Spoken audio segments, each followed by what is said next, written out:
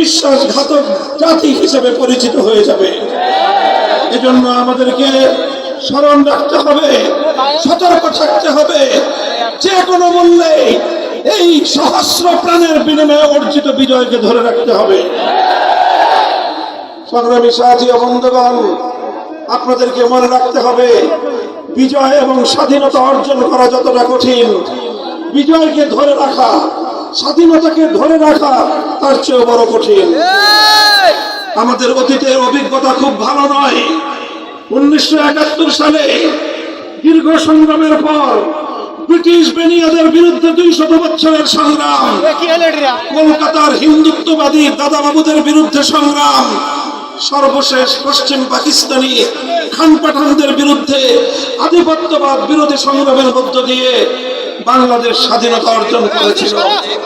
যেই স্বাধীনতা অর্জিত হয়েছিল মহান আল্লাহর নামে ইনশাআল্লাহ বলে যেই স্বাধীনতা যুদ্ধের সূচনা হয়েছিল, যেই স্বাধীনতার আগে জাতির সঙ্গে প্রতিশ্রুতি দেওয়া হয়েছিল এদেশে কোরআন সুন্নাহ বিরোধী কোনো আইন তৈরি করা হবে না, আল্লাহর উপর আস্থা বিশ্বাস স্বাধীনতা যুদ্ধের মূল মন্ত্র ছিল।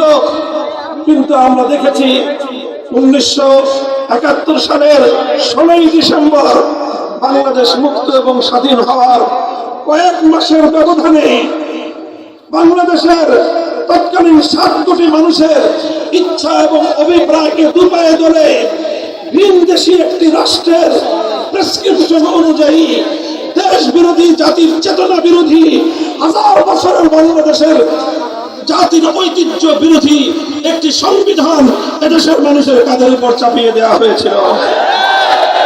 আর এভাবেই আমাদের 71-এর এবং 71 পূর্ববর্তী দীর্ঘ সংগ্রাম, দীর্ঘ লড়াইয়ের এবং তার জুলুম নির্যাতন, খুন গুম হত্যাকাণ্ডের শিকার হয়ে যে সকল প্রাণ ঝরেছে, শাহাদাত বরণ করেছেন যারা, তাদের সকলকে শ্রদ্ধা করে আমি স্মরণ করছি।